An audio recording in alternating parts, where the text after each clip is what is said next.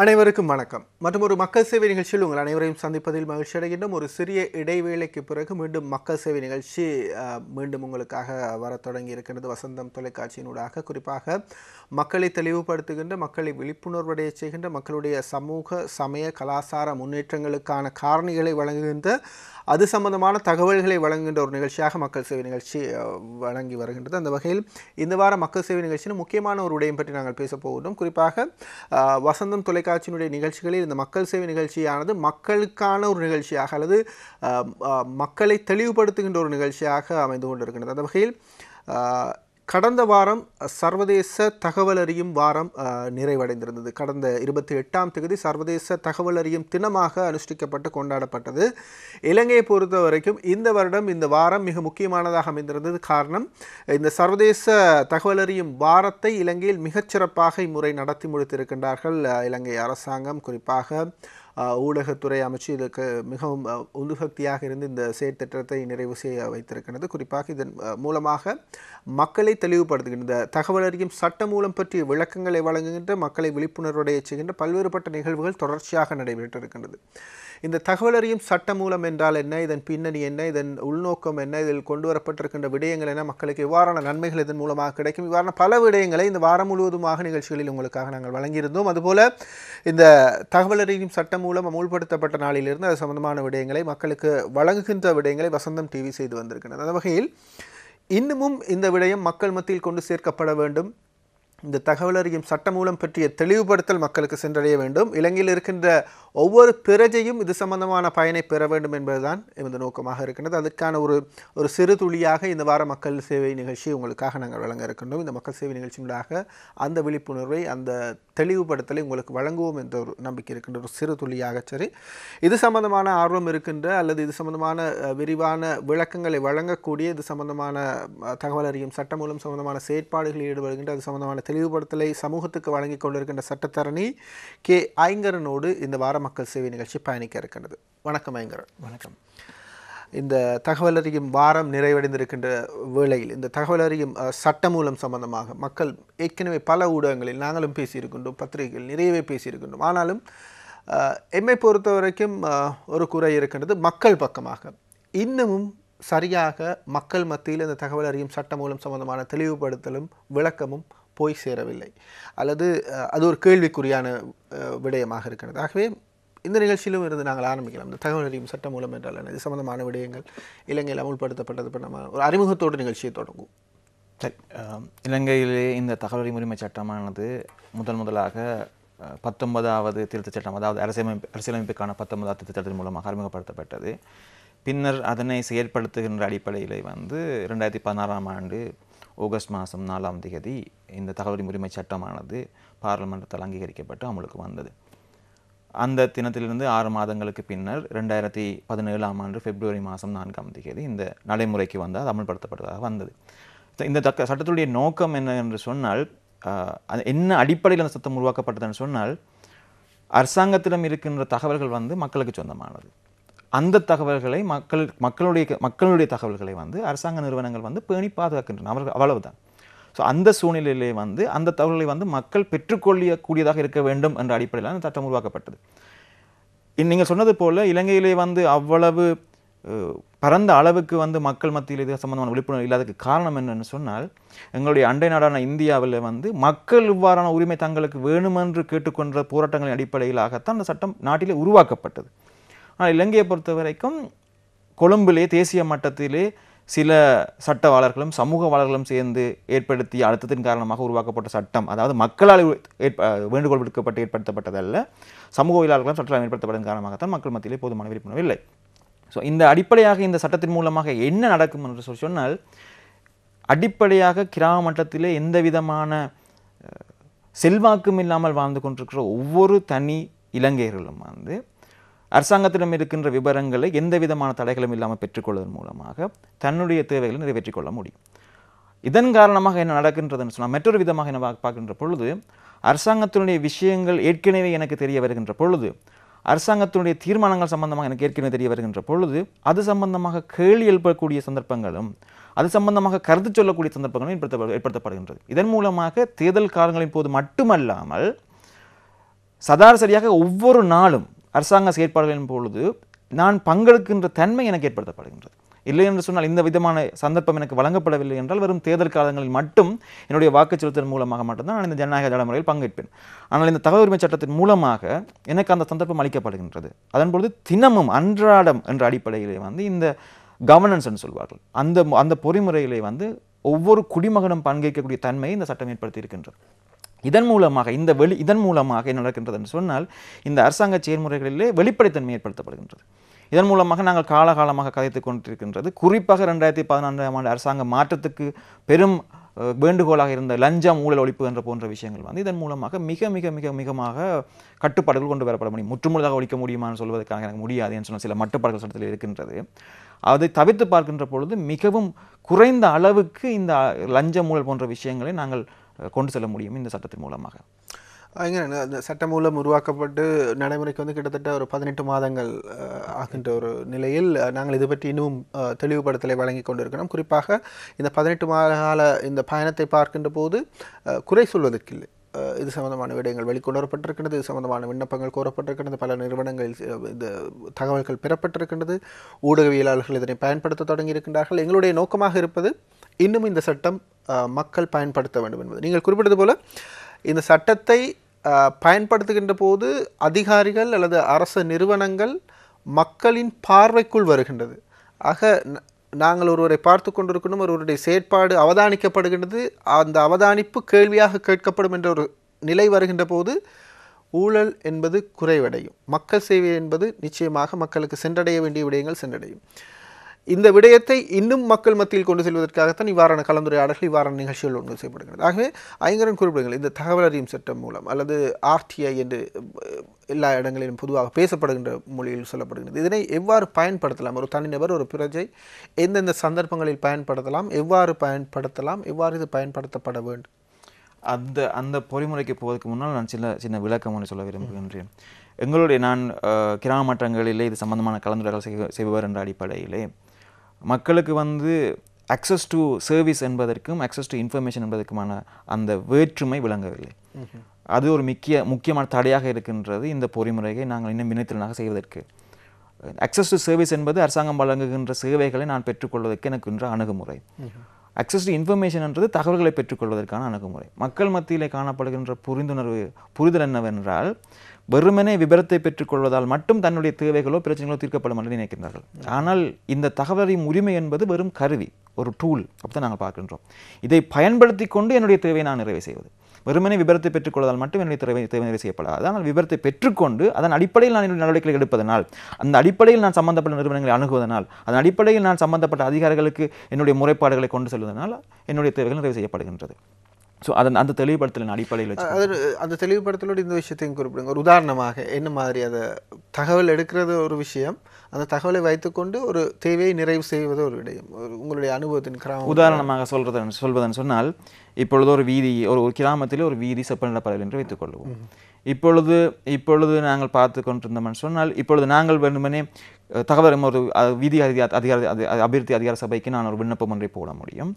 இந்த 2014 சும்மா ஒரு உதாரணத்துக்காக சொல்வதாக இருந்தால் 2017ஆம் ஆண்டிலிருந்து அல்லது 2015ஆம் ஆண்டு காலப்பகுதியிலிருந்து இன்றைய காலப்பகுதி வரை இந்த வீதி செப்பனிடுதல் சம்பந்தமாக திருத்துவது சம்பந்தமாக எவ்வளவு நிதி ஒதுக்கப்பட்டதா என்று எவ்வளவு நிதி ஒதுக்கப்பட்டதா எவ்வளவு நிதி ஒதுக்கப்பட்ட நிதிக்கு என்ன நடந்தது என்று சொல்லி கேள்விகளை கேட்கின்ற பொழுது அதன் மூலமாக வீதி திருத்தப்படாது. ஆனால் அந்த கேள்விகளை கேட்கப்படுகின்ற பொழுது உண்மையாகவே நிதி ஒதுக்கப்பட்டிருந்தால் அந்த நிதிக்கு வேறு ஏதோ நடந்திருக்கின்றது. அந்த கேள்விக்கு வேறு கட்டாயம் பதிலளிக்க வேண்டும். இந்த சட்ட தேவைப்பாடு. இந்த கேள்வி கேட்கப்படுகின்ற பொழுது சட்டத்தில் சொல்லப்பட்டிருக்கின்ற மட்டுப்பாடுகளை தவிர்ந்த ஏனைய விடயங்களை கேட்கின்ற பொழுது அரசாங்க நிறுவனங்கள் கட்டாயமாக இந்த விவரங்களை வழங்கியே ஆக வேண்டும். அப்படி பார்க்கின்ற பொழுது இப்பொழுது எனக்கு கேள்விகள் இருக்கின்றது, நிதி ஒதுக்கப்பட்டிருக்கின்றது, வீதி புனரமைக்கப்படவில்லை.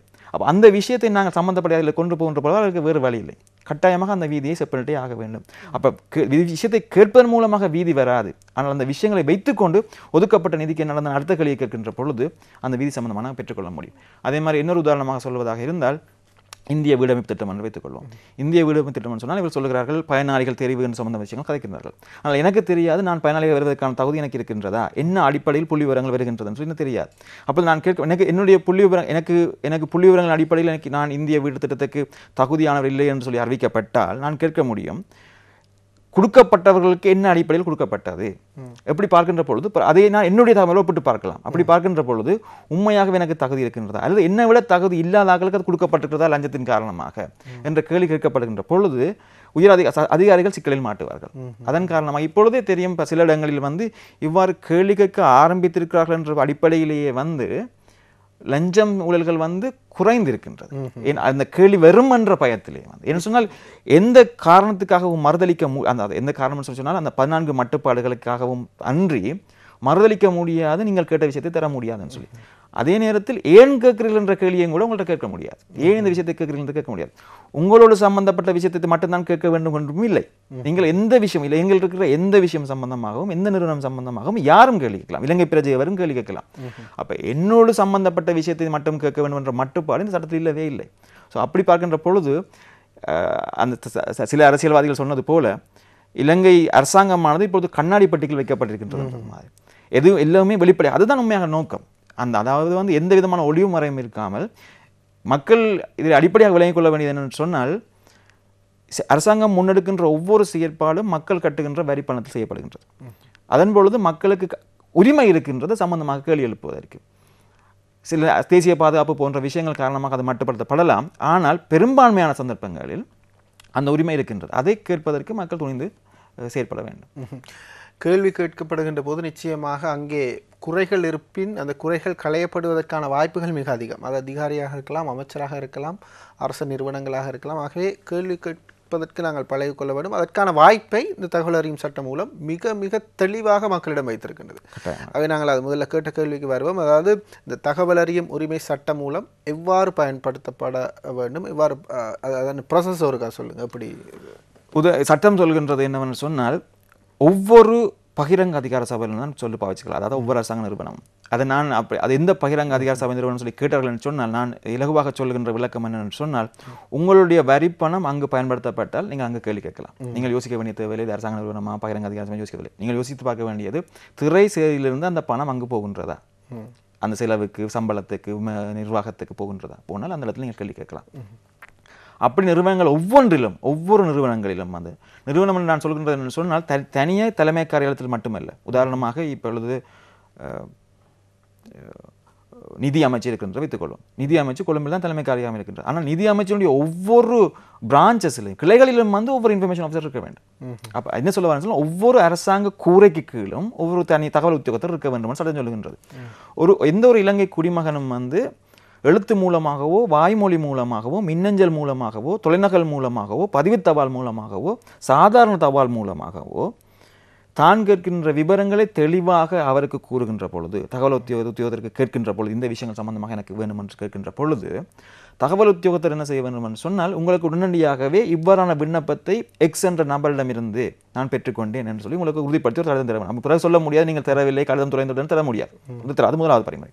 அதை நீங்கள் உறுதிப்படுத்திக் கொள்ள வேண்டும். அப்படி தகவல் உத்தியோகத்தர் உங்களுக்கு உறுதிப்படுத்தி தருகிறார். அப்படி தந்த தினத்திலிருந்து 14 நாட்களுக்குள் அந்த தகவல் அதிகாரி உங்களுக்கு சொல்ல வேண்டும் நீங்கள் கேட்ட விவரத்தை உங்களுக்கு தர முடியுமா தர முடியாதாண்டு. தர முடியாதுன்னு சொல்றதுக்கு ரெண்டு காரணங்கள் இருக்கின்றன. ஒன்று பிரிவு 5க்கு கீழே வருகின்ற அந்த 14 காரணங்களுக்காக இந்த சட்டத்தை இந்த விவரங்களை கொடுக்க தேவையில்லைன்னு சொல்லி சட்டம் அங்கே தெளிவுபடுத்தியிருக்கின்றது. 2வது காரணம் அந்த தகவல் அந்த நிறுவனத்திடம் இல்லை என்று சொன்னால் இல்லாத தகவலை கேட்க முடியாது. ஸோ இந்த 2 காரணங்களுக்காகவும் அன்றி வேறு எந்த காரணத்துக்காகவும் தகவல் தர முடியாதுன்னு சொல்லி எந்த ஒரு தகவல் உத்தியோகத்தரும் சொல்ல முடியாது. அந்த 14 நாட்கள் வெறுமனே அவருக்கு தர முடியுமா தர முடியாதுன்னு சொல்வதற்காக மட்டும் 14 நாட்களுக்குள் அப்படி தர முடியும் என்று சொன்னால் அதை எழுத்தில் அறிவிக்க வேண்டும். விண்ணப்பதாரிக்கு எழுத்தில் அறிவித்த திகதியிலிருந்து இன்னும் ஒரு 14 நாட்களுக்குள் அவர் அறிவித்த அந்த விஷயத்தை கொடுக்க வேண்டும். கொடுக்க வேணும் என்று சொல்லிவிட்டாருன்னு சொன்னால் பிறகு அதிலிருந்து பின்வாங்க முடியாது. முதல் 14 நாட்களுக்குள் தர முடியாது என்று சொன்னார் என்று சொன்னால் ஏன் தர முடியாது? தர முடியாததற்கு எதிராக என்னுடைய இந்த தீர்மானத்துக்கு எதிராக நான் யாரிடம் எனக்கு இந்த தீர்மானத்துக்கு எதிராக மேல்முறையீடு செய்யலாம், எவ்வளவு காலத்துக்கு மேல்முறையீடு செய்ய வேண்டும் என்ற விவரங்களை எழுத்தில் இவர் எனக்கு விண்ணப்பதாரிக்கு கொடுக்க வேண்டும். ஸோ அந்த அடிப்படையில் வைத்துக்கொண்டு இந்த இந்த இந்த சம்பந்தப்பட்ட நபர் 14 நாட்களுக்குள் அவர்களுடைய மேலதிகாரிக்கு போய் முறைப்பாடு செய்யலாம்.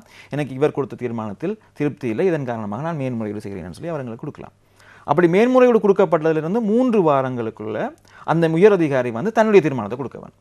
தான் தகவல் அதிகாரிகளுடைய தீர்மானத்தில் உடன்படுகின்றேனா இல்லை அவர் செய்த தவறு அதன் காரணமாக தகவலை வழங்கும்படி உங்களுக்கு கொடுக்குறேன் நான் சொல்லி அந்த தீர்மானத்தை 3 வாரத்துக்குள்ள அவர் அறிவிக்க வேண்டும். இவ்வாறு பொறிமுறை இதுதான் அடிப்படை பொறிமுறை. அந்த தகவல் அதிகாரியினுடைய முறைப்பாடு அவருக்கு எதிரான முறைப்பாடுகளை நாங்கள் குறித்தளிக்கப்பட்ட உத்தியோகத்தரும் தான் சட்டம் சொல்லப்பட்டிருக்கிறது. டெசிக்னேட்டட் ஆஃபீஸர் தான் சட்டம் சொல்லப்பட்டிருக்கிறார். அதாவது அந்த நிறுவனங்களுடைய உயர் அதிகாரிகள் அநேகமான இடங்களில். அந்த உயர் அதிகாரியுடைய தீர்விலும் எனக்கு திருப்தி இல்லை என்று சொன்னால் சுயாதீனமான ஆணைக்குழுவாக கொழும்பிலே அமைந்திருக்கின்ற தகவல் உரிமைகள் ஆணைக்குழுவிலும் நாங்கள் போய் முறையிடலாம். அந்த ஆணைக்குழு எங்களுடைய முறைப்பாட்டை விசாரித்து அந்த அடிப்படையில் தன்னுடைய தீர்மானத்தை வழங்கும். அந்த ஆணைக்குழுடைய தீர்மானத்திலும் திருப்திப்படாத ஒரு அணி ஒரு தரப்பு அந்த முடிவுக்கு எதிராக மேன்முறையீடு நீதிமன்றத்திலும் முறையிடலாம்.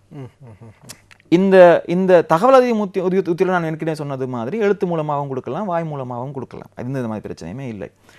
அதற்காக தகவல் அறியும் ஆணைக்குழு என்ன செய்திருக்கின்றதுன்னு சொன்னால் தகவல் அறியும் உரிமை விண்ணப்ப படிவம் என்ற ஒன்றை உருவாக்கிறது. பொதுவாக நாங்கள் பேசுகின்ற பொழுது RTI 1 சொல்லுவோம். அது RTI அப்ளிகேஷன் ஃபார்ம் சொல்லுவோம். அந்த ஃபார்மில் சொல்லிக்கிறாங்க, அந்த மாதிரி படிவத்தில் சொல்லிக்கிறாங்கன்னு சொன்னால் இது ஒரு மாதிரி படிவமே தவிர இந்த படிவத்தில் இல்லை என்ற காரணத்துக்காக நிராகரிக்க முடியாதுன்னு சொல்லியிருக்காங்க. அப்போ என்ன சொல்கிறாங்கன்னு சொன்னால் இந்த படிவத்தில் என்னென்ன விஷயங்கள் கேட்கப்படுகின்றதோ அந்த விஷயங்களை உள்ளடங்கியதாக நான் ஒரு கடிதமாக சொன்னாலும் அந்த விண்ணப்பம் ஏற்றுக்கொள்ளப்பட வேண்டும் என்று சொல்லியிருக்காங்க. அந்த அடிப்படையில் அந்த விண்ணப்பங்களை கேட்டுக்கொண்டு போவார்கள். இதுதான் அடிப்படையான பொறிமுறை. மக்களுக்கு இலகுபடுத்துவதற்காக நாங்கள் முதல் குறிப்பிட்ட அந்த விண்ணப்ப படிவம் என்பது இருக்கின்ற ஒரு படிவம். அந்த படிவத்தில் தான் நிரப்பி கொடுக்க வேண்டும் அப்படி என்ற ஒரு தேவை இருக்குல்ல. ஒரு சிறிய இடைவேளையை தொடர்ந்து உங்களை சந்திக்கின்றோம்.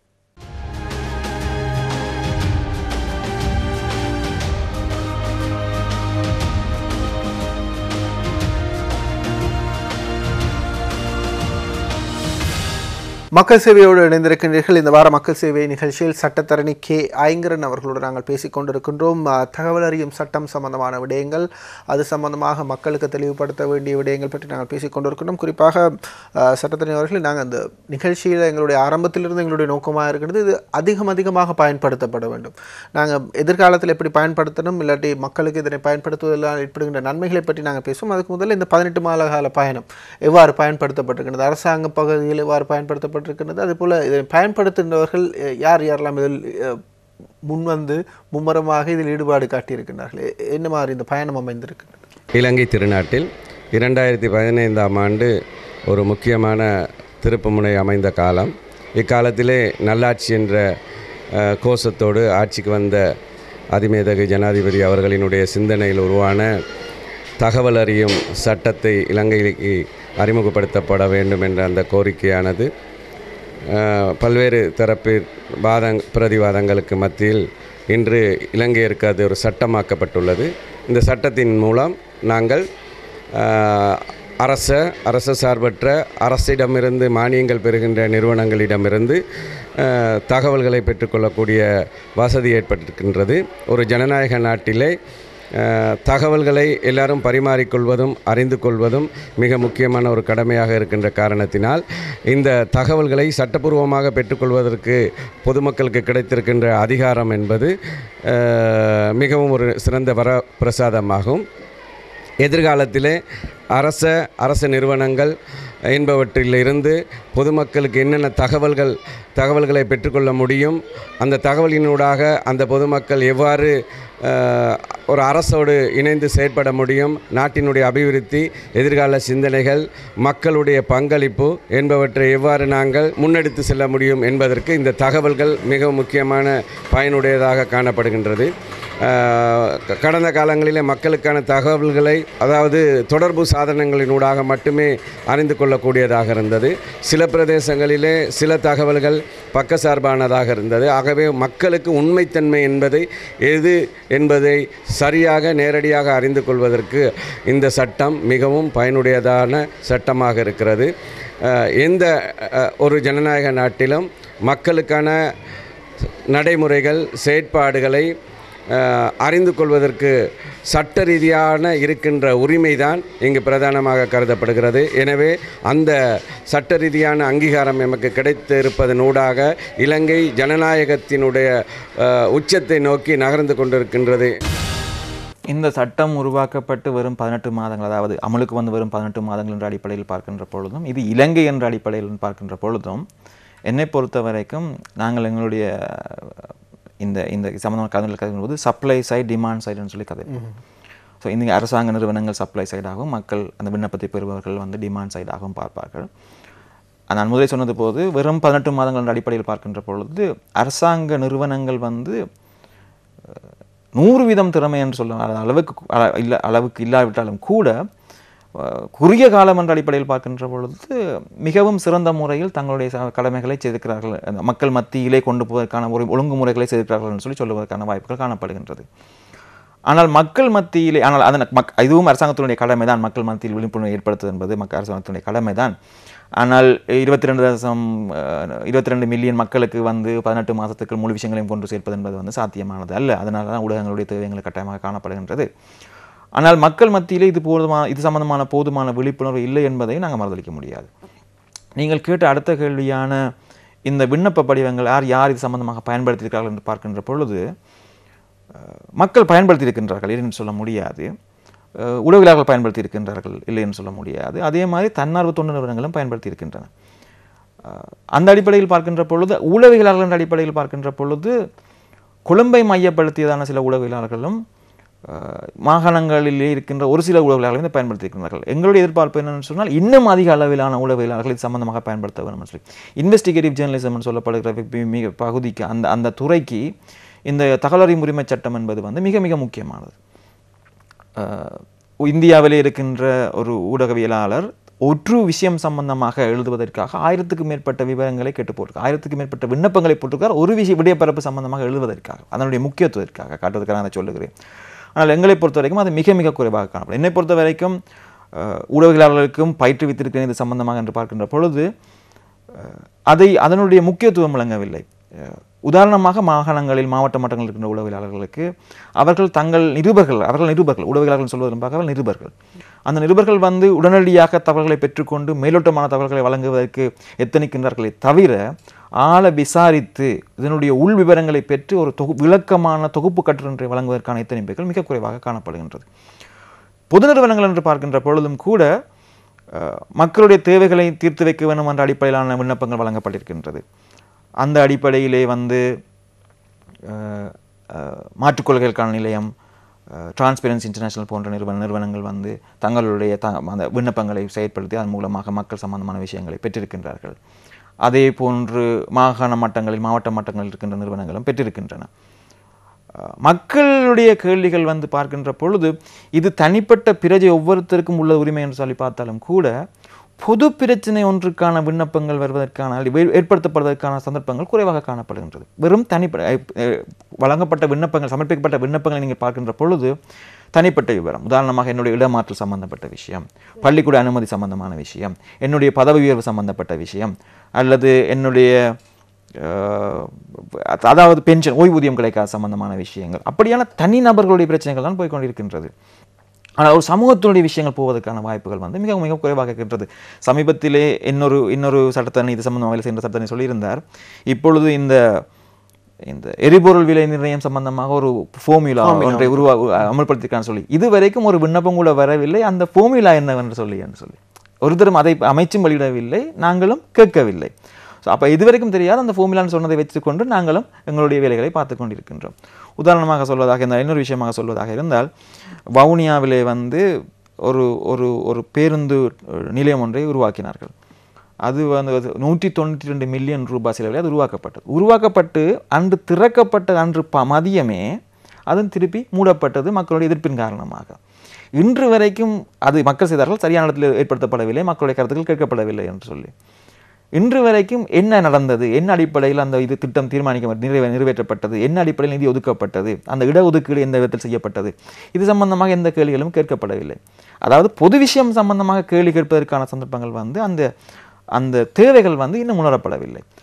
அப்படி கேட்கப்படுகின்ற பொழுதுதான், உதாரணமாக பாதைகள் திருத்துவதாக இருந்தாலும் சரி, நிதி ஒதுக்கீடு இருந்தாலும் சரி, அவ்வாறான பெருமளவிலான பொது விஷயங்களை கேட்கின்ற பொழுதுதான் தேசிய மட்டத்தில் இடம்பெற்றுக் கொண்டிருக்கின்ற பாரிய அளவிலான லஞ்ச ஊழல் போன்ற விஷயங்களை நாங்கள் இல்லாதிருக்க முடியும்.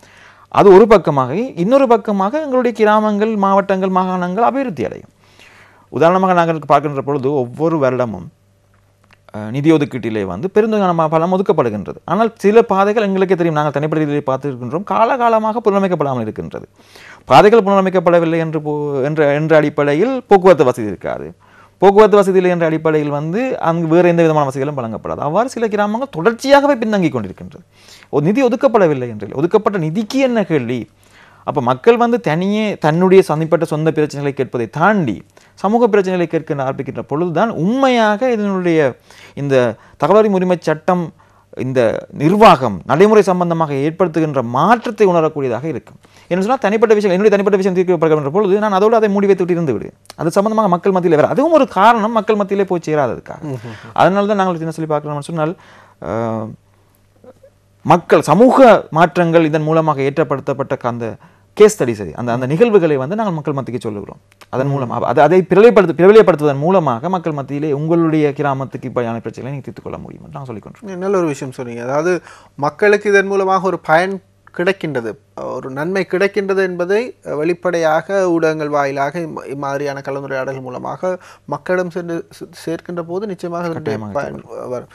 அதுமேல ஒரு கவலையான விஷயம், இந்த மக்கள் பொழுதுபோக்கு விடயங்களுக்கு அல்லது ஆரம்பத்தில் நாங்கள் பேசிக்கொண்டிருந்தது போல் இந்த சினிமா விடயங்களுக்கு முண்டியடித்து கொண்டு இவர்கள் வழங்குகின்ற அந்த ஆர்வம், அரசாங்கம் வழங்குகின்ற தங்களை கேள்வி கேட்க வழங்குகின்ற அந்த உரிமையை பயன்படுத்துவதில் குறைவாக இருக்கின்றது என்பது சந்தேகமில்லை. நீங்கள் ஆரம்பத்திற்கு போல சப்ளை தயாராக இருக்கின்றார்கள், ஆனால் டிமாண்ட் இன்னும் அதிகரிக்கப்பட வேண்டும். அதற்கான ஒரு வேண்டுகோளாகத்தான் இந்த நிகழ்ச்சி உங்களுக்கு நாங்கள் வழங்கி கொண்டிருக்கின்றோம்.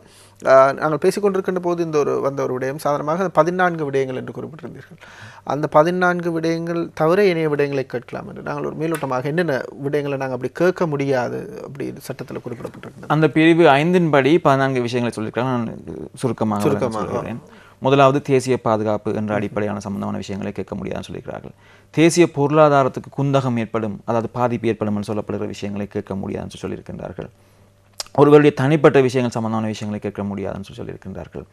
அதே போன்று ஒரு உத்தியோகபூர்வ உறவு முறையிலே ஒருவருக்கு வழங்கப்படுகின்ற தகவல், அதாவது வந்து ஒரு சட்டத்தரணிக்கும் அவருடைய வழக்காளிக்கும் வழங்கப்படுகின்ற ஒரு தகவல்களை நாங்கள் கேட்க முடியாது. ஒரு மருத்துவருக்கும் அவருடைய நோயாளிக்கும் இடையில் இருக்கின்ற ஒரு சம்பந்தங்கள் கேட்க முடியாதுன்னு சொல்லியிருக்கின்றார்கள். அதே போன்று புலமை சொத்துக்கள் சட்டம்னு சொல்லி ஒன்று இருக்கின்றது. அதாவது வந்து என்னுடைய கற்பனை திறனை, என்னுடைய மூளையை, அதாவது என்னுடைய திறனை நான் பாதுகாப்பதற்காக ஏற்படுத்தப்பட்டிருக்கின்ற சட்டம் ஏற்படாது. அதாவது நான் என்னுடைய கருத்துக்களை நான் அதாவது காப்பிரைட்ஸ்ன்னு சொல்லுவோம், பேட்டன்ஸ்ன்னு சொல்லுவோம், அப்படியான விஷயங்கள் சம்பந்தமாக நாங்கள் கேள்விகளை கேட்க முடியாது. என்ன சொன்னால் என்னுடைய இன்னொரு கேட்டு அதை என்னுடைய மூளையை அல்லது என்னுடைய கற்பனையை இன்னொரு பயன்படுத்தி கொண்டு போக முடியாது, அந்த சந்தர்ப்பங்களை கேட்க முடியாதுன்னு சொல்லியிருக்கிறார்கள். அதே போன்று அமைச்சரவை தீர்மானங்கள் நிறைவேற்றப்படாத பொழுது, பெண்டிங்காக இருக்கின்ற பொழுது அது சம்பந்தமாக கேட்க முடியாதுன்னு சொல்லியிருக்கின்றார்கள்.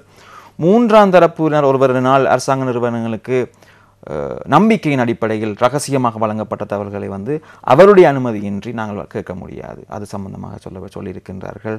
நீதிமன்றத்தை அவமதிப்பது போன்ற விஷயங்கள் சம்பந்தமாக கேட்க முடியாது என்று சொல்லியிருக்கின்றார்கள்.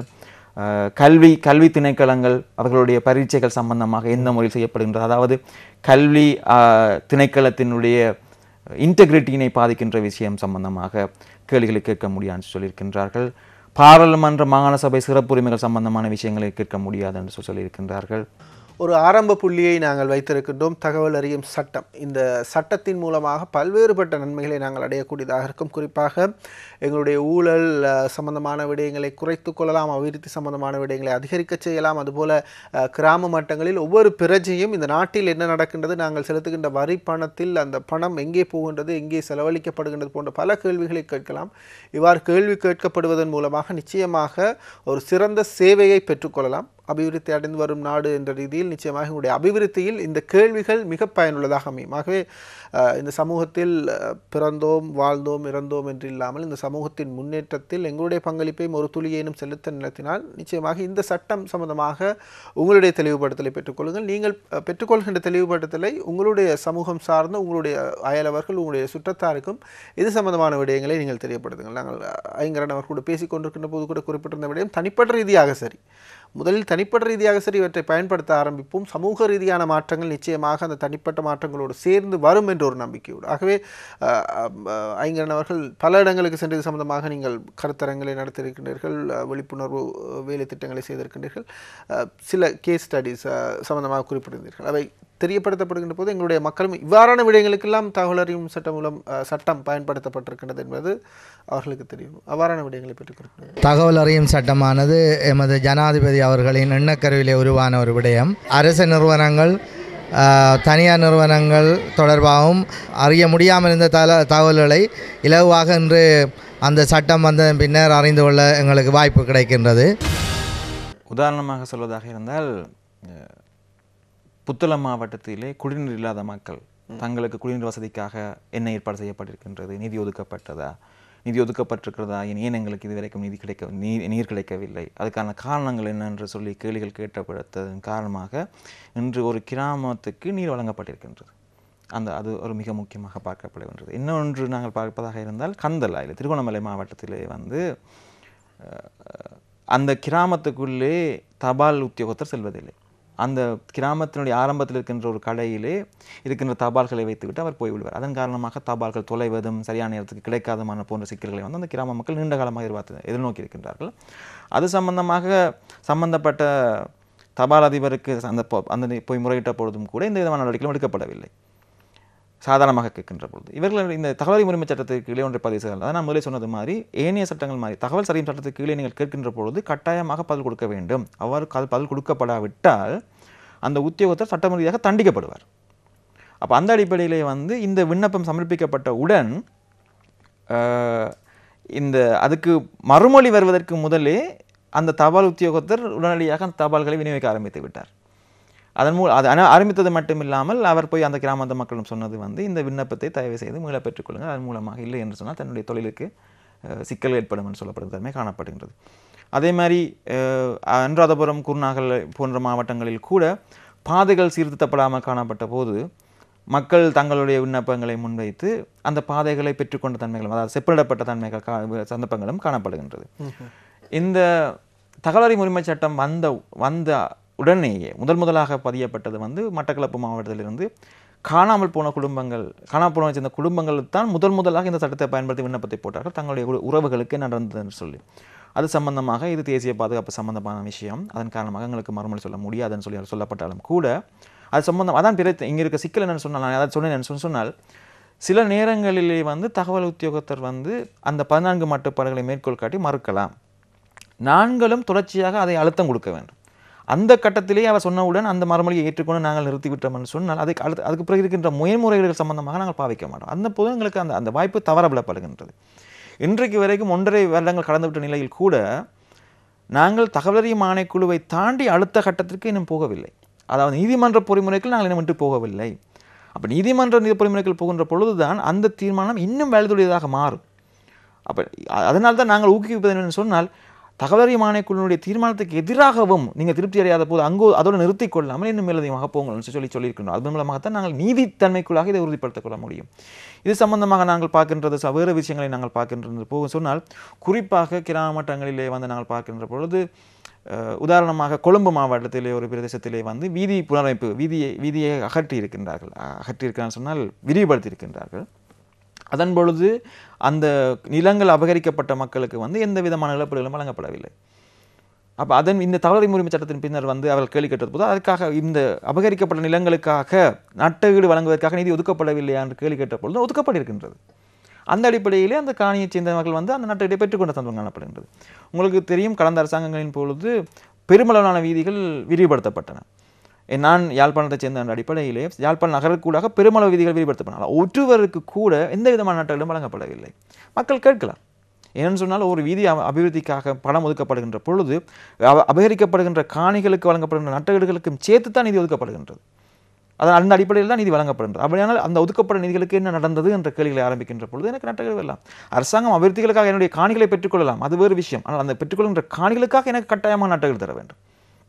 அப்போ அப்படியானால் இவ்வளவு நூற்றுக்கணக்கான ஆட்களுக்கான அந்த நட்டஈடு ஏன் வழங்கப்படவில்லை என்ற கேள்விகள் நாங்கள் கேட்கலாம். அது ஒரு உதாரணமாக பார்க்கக்கூடிய விஷயங்கள். அடுத்ததாக நாங்கள் பார்க்கலாம் இப்போ உதாரணமாக இந்த பொறுத்து வீடுகள் சம்பந்தமாக பலதரப்பட்ட வாத பிரதிவாதங்கள் காணப்பட்டது. இப்போ ஆனால் இதுவரைக்கும் யாரும் கேட்கவில்லை என்ன அடிப்படையிலே அந்த பொறுத்து வீடுகளுக்கான ஒப்பந்தம் கைச்சாத்திடப்பட்டது, என்ன அடிப்படையிலே அந்த நிறுவனம் தெரிவு செய்யப்பட்டது, எந்த அடிப்படையிலே அது பொருத்தமாக இருக்குமா, வடமாகாணத்திலே வெப்ப சூழ்நிலைக்கு பொருத்தமாக இருக்குமான விஷயங்கள் பார்க்கப்பட்டது நாங்கள் கேள்வி கேட்கலாம். உதாரணமாக இன்னொரு விஷயம் பார்த்தீங்கன்னு சொன்னால், வவுனியா மாவட்டத்திலே ஒரு கற்குவாரி கல்லுடைக்கும் இடம் ஒரு கிராமத்துக்கு மத்தியிலே ஆரம்பித்திருக்கிறார்கள். அதன் பொழுது மக்கள் வந்து அதன் காரணமாக நுரையீரல் சம்பந்தப்பட்ட நோய்கள் ஏற்படும் என்று சொல்லி ஆர்ப்பாட்டம் செய்ததன் காரணமாக அது தற்காலிகமாக நிறுத்தி வைக்கப்பட்டிருந்தது. ஆனால் இப்பொழுது மக்கள் அச்சம் அடைகின்றார்கள். கடந்த வாரம் சொல்லப்பட்ட விஷயம் என்று சொன்னால் திரும்ப அந்த அந்த அந்த அந்த பொறிமுறை ஆரம்பிப்பதற்கான அறிகுறிகள் காணப்படுவதாக சொல்லியிருக்கின்றார்கள். அப்பொழுது நான் அவர்களுக்கு சொன்ன விஷயம் என்று சொன்னால் சம்பந்தப்பட்ட அதிகாரிகளிடம் கேளுங்கள். EIA சொல்லப்படுகிற என்வாயன்மெண்டல் இம்பாக்ட் அசஸ்மெண்ட், சுற்றாடலுக்கான இது சம்பந்தமாக ஏற்படுகின்ற பாதிப்பு சம்பந்தமாக ஒரு அறிக்கை கொடுக்கப்பட வேண்டும். அந்த அறிக்கை சரியாக சொல்லப்படுகின்ற பொழுது தான் இது சம்பந்தமான விஷயங்கள் கொண்டு வரப்படும். அந்த விஷயத்தை கேளுங்கள். இது கொடுக்கப்பட்டிருக்கின்றதா? கொடுக்கப்படவில்லை என்று சொன்னால் ஆரம்பிக்கவே முடியாது. அதோடய அந்த விஷயம் முடிகின்றது. கொடுக்கப்பட்டிருந்தால் என்ன அடிப்படையில் கொடுக்கப்பட்டிருக்கின்றது? மக்களுடைய பிரச்சனைகள் இருக்கின்றது, மக்களுடைய பிரச்சனைகள் இருக்கின்றது, சுவாசம் சம்பந்தமான பிரச்சனைகள் இருக்கின்றது சொல்லிக்கலாம்.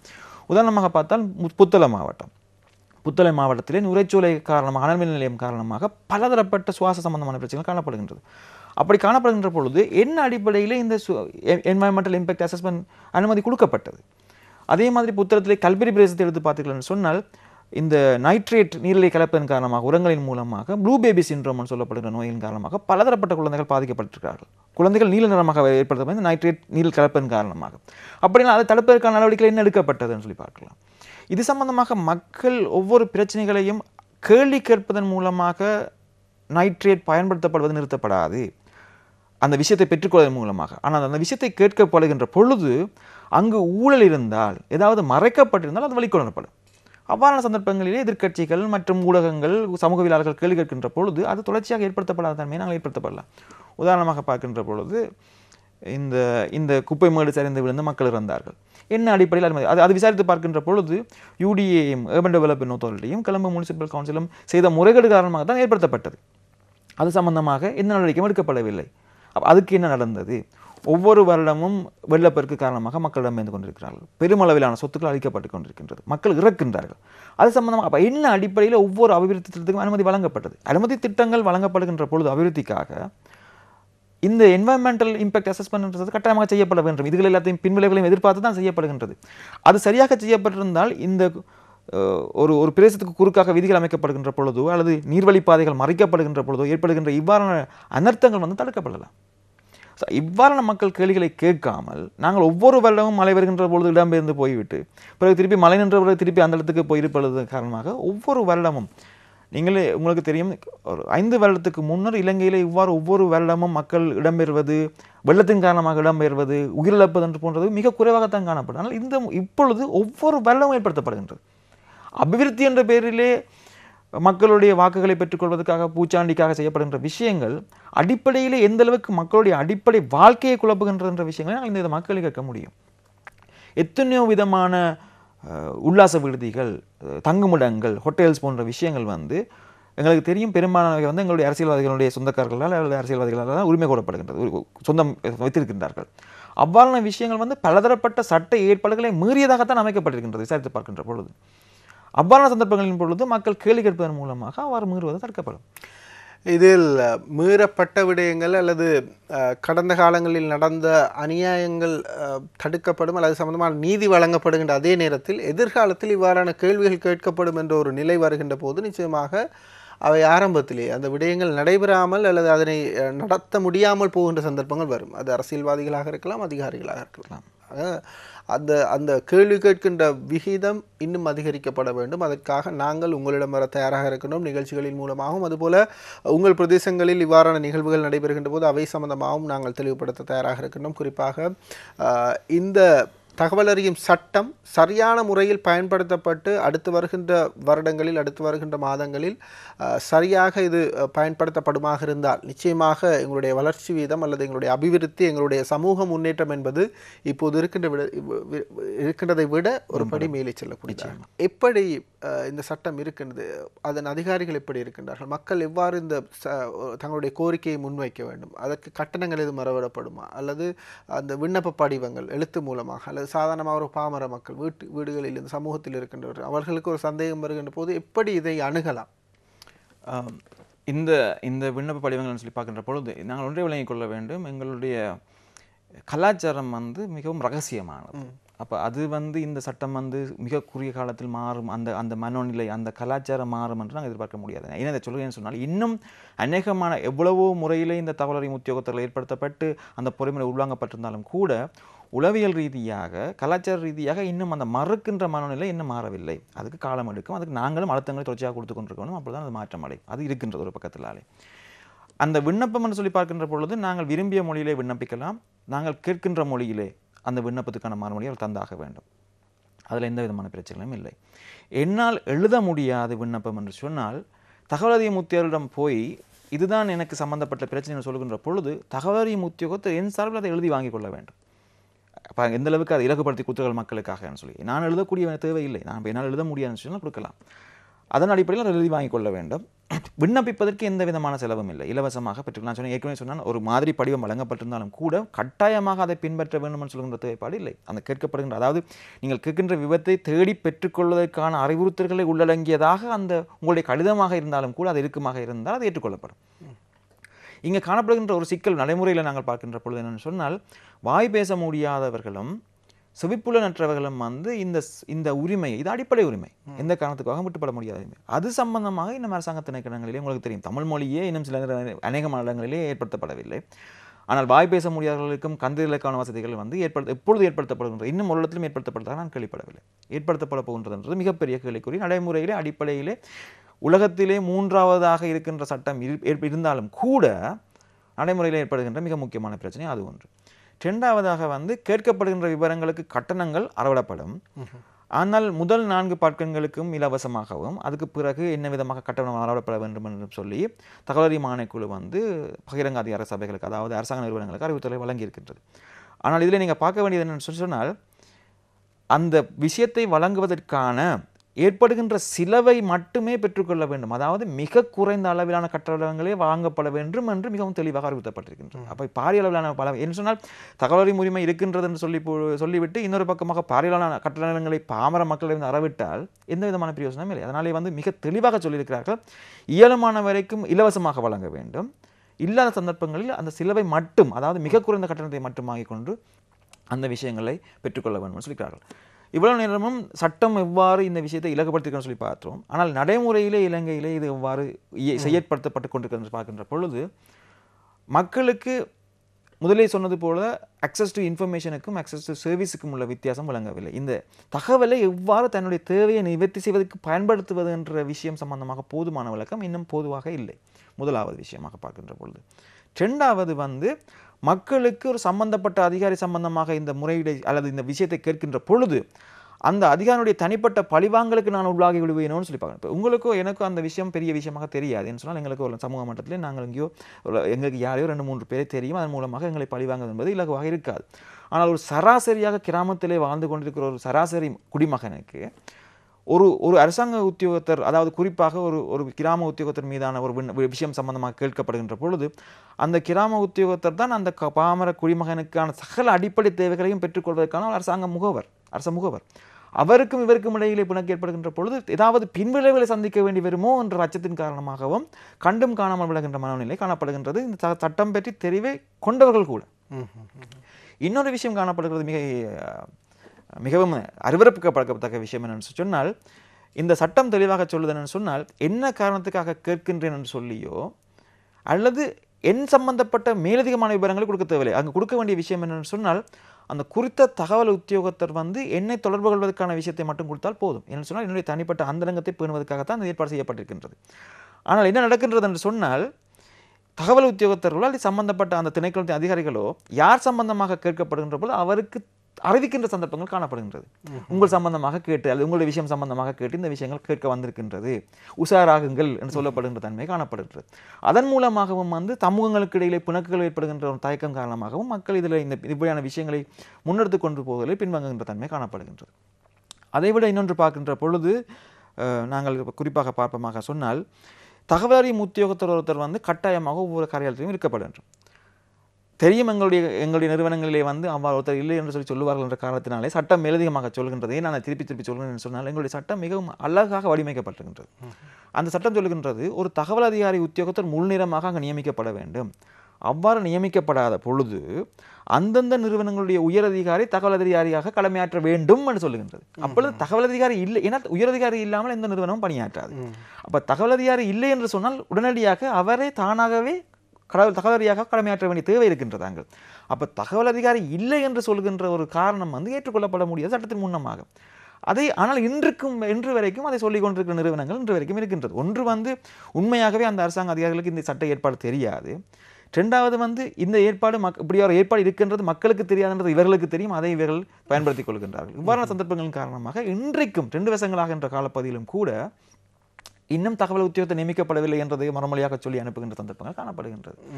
இன்னொரு சந்தர்ப்பத்திலே வந்து விண்ணப்பத்தை கொடுக்க போகின்ற பொழுது விண்ணப்பத்தை ஏற்க மறுப்பது வந்து ஒரு குற்றவியல் குற்றம் என்று சட்டம் சொல்லுகின்றது. அதற்காக அந்த தகவல் அதிகாரி வந்து 2 வருடங்கள் வரையான சிறை தண்டனை அனுமதிக்கலாம் அது நிரூபிக்கப்படுகின்ற பொழுது, அல்லது 50,000 ரூபாய் வரையான தண்டப்பணம் அவருக்கு அறவிடப்படலாம். ஆனால் அதையும் தாண்டி கூட இவ்வாறு செய்யப்படுகின்ற பொழுது தங்களுடைய பதவி சம்பந்தமாக தொழில் சம்பந்தமாக பதவி உயர்வு சம்பந்தமாக சிக்கல் ஏற்படும் காரணத்தினால் இதை பதிவு செய்யாதவர்கள் இந்த பிரச்சனையை நாங்கள் தீர்த்து வைக்கின்றோம் என்று அந்த விண்ணப்பத்தை பெற்றுக்கொள்ளாமலே வாய் மூலமாக சொல்லி அந்த பிரச்சனையை தீர்த்து வைக்கின்ற சந்தர்ப்பங்களும் காணப்படுகின்றது.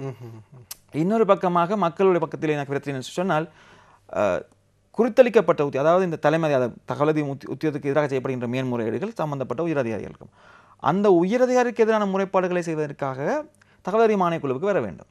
அந்த ஆணைக்குழு இப்பொழுது கொழும்பில் மட்டும்தான் இருக்கின்றது. அப்போது எங்கேயோ ஒரு மூலையிலே எங்கேயோ ஒரு கிராமத்தில் இருக்கின்ற ஒருவர் வந்து அந்த முறைப்பாட்டை எடுத்துக்கொண்டு கொழும்பு வரைக்கும் வருவது என்பது வந்து ஒரு நடைமுறை சிக்கல் சம்பந்தமான விஷயமாக காணப்படுகிறது. பதிவு தபால் மூலமாக அந்த முறைப்பாட்டை செய்யலாம், மேன்முறையிலே செய்யலாம்னு சொல்லி சட்டம் அனுமதித்திருந்தாலும் கூட அந்த தூரம், அதாவது வந்து மக்களுக்கு அருகிலே அந்த ஆணைக்குழு எடுத்துச் செல்லப்படாத தன்மையானது கூட மக்கள் மத்தியிலே ஒரு ஒரு ஒரு மன ஒரு ஒரு அந்த ஒரு நம்பிக்கையின்மையை ஏற்படுத்தி இருக்கின்றது. ஏன் தங்களிடமிருந்து தூர அடிப்படை மக்களுக்கானது ஒரு தேவைன்னு சொல்லிவிட்டு ஏன் தங்களிடமிருந்து தூர வைத்திருக்கிறார்கள் என்று சொல்லப்பட்ட 2 வருஷ காலமாகியும் எந்த விதமான பிராந்திய அலுவலகங்கள் கூட ஆரம்பிக்கப்படாமல் இருக்கின்றது என்று சொல்லப்படுகின்ற காரணங்களும் காணப்படுகின்றது.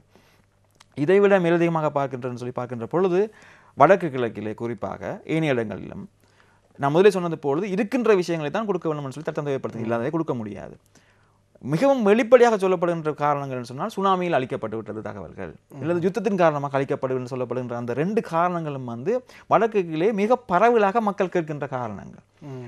அந்த காரணங்களை நாங்கள் கேள்விக்குட்படுத்த முடியாது. எங்களுக்கு தெரியும் சுனாமியின் மூலமாகவும் யுத்தத்தின் மூலமாக எவ்வாறான பாதிப்புகளை அந்த பிரதேசங்கள் முகம் கொண்டது என்ற அடிப்படையில்.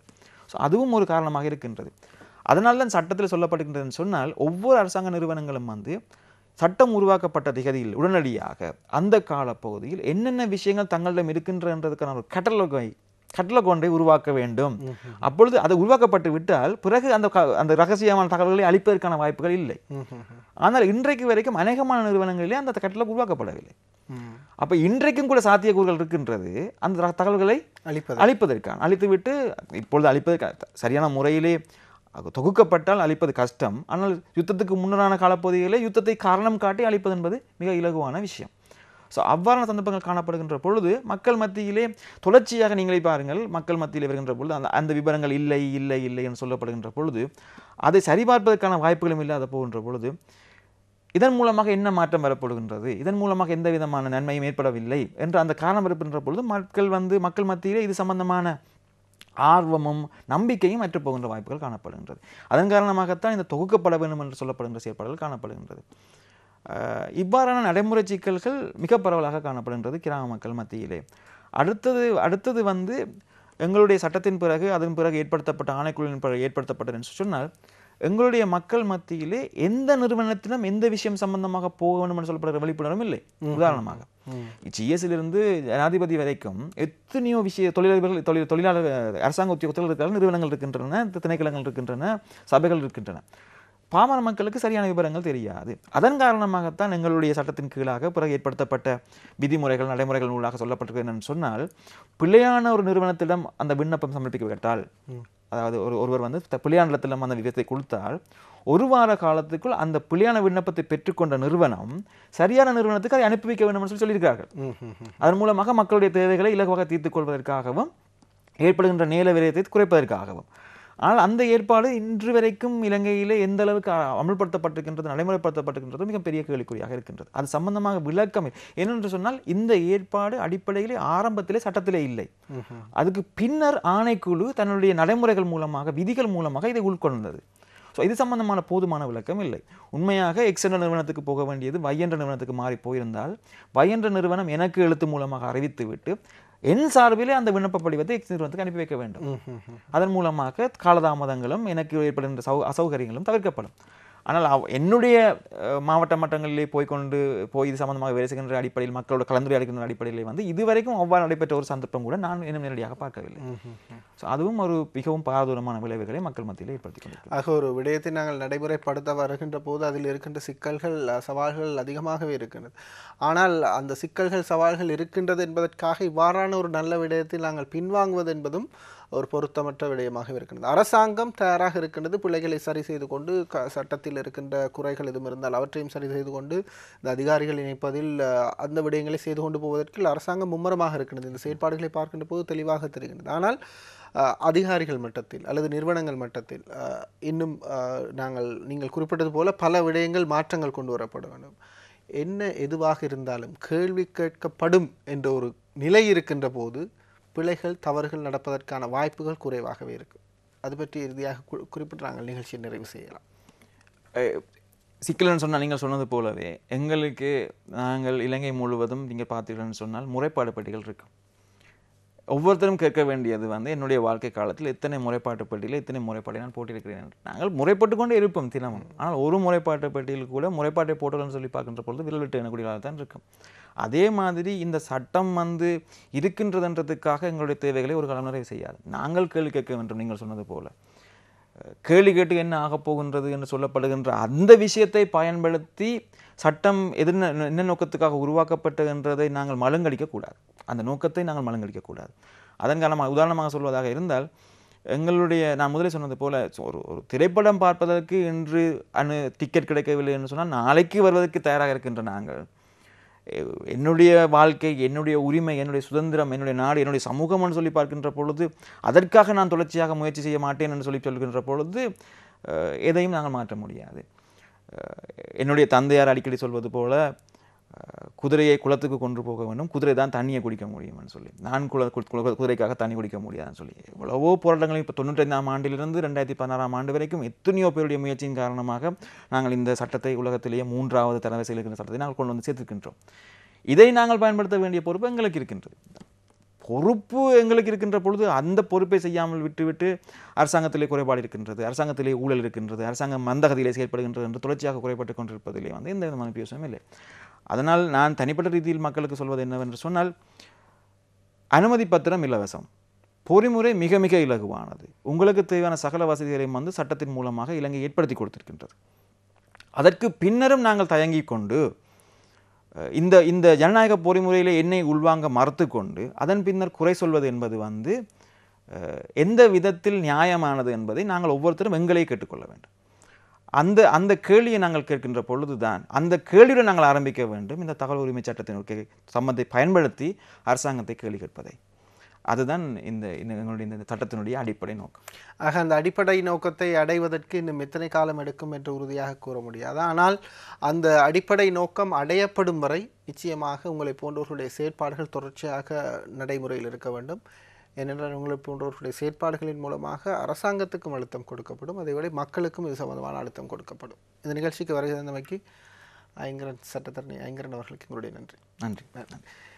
இந்த வார நிகழ்ச்சியிலிருந்து நாங்களும் விடைபெற இருக்கின்றோம். தகவல் அறியும் சட்டம் மிக முக்கியமான ஒரு சட்டம், உலகத்திலே 3வதாக இருக்கின்ற சட்டம். இலங்கையை நடைமுறைப்படுத்தி இருக்கின்றது. இந்தியாவை விட இலங்கையை நடைமுறைப்படுத்தப்பட்டிருக்கின்ற விடயம் அதிகமாகவே இருக்கின்றது. ஆகவே இந்த சட்டத்தை பயன்படுத்தி கேள்வி கேட்போம் என்ற ஒரு நம்பிக்கை அல்லது அந்த சம்பந்தமான ஒரு எதிர்பார்ப்பு வருகின்ற போது ஒரு பயம் வரும் அதிகாரிகளுக்கும், அமைச்சர்களுக்கும், அதுபோல அதிகார சபைகளுக்கும், அரச நிறுவனங்களுக்கும். ஆகவே அந்த விடயத்தை நோக்கி எங்களுடைய பயணத்தில் இந்த நிகழ்ச்சி ஒரு புள்ளியாக அமையும். நாங்கள் ஆரம்பத்தில் குறிப்பிட்டது போல இந்த மக்கள் சேவை என்பது தெளிவுபடுத்துகின்ற ஒரு நிகழ்ச்சியாக மாத்திரமல்லாமல் தொடர்ச்சியான ஒரு நிகழ்ச்சியாக இருக்கும். ஆகவே இனிவரும் காலங்களிலும் நாங்கள் இந்த தகவல் அறியும் சட்டம் சம்பந்தமான விடயம் அது எவ்வாறு நடைமுறைப்படுத்தப்பட்டு கொண்டிருக்கிறது போன்ற விடயங்களை பற்றியும் நாங்கள் பேச தயாராக இருக்கின்றோம். இந்த வார நிகழ்ச்சியிலிருந்து விடைபெறுகின்றோம். மற்றும் ஒரு நிகழ்ச்சியில் உங்களை சந்திக்கலாம். நன்றி, வணக்கம்.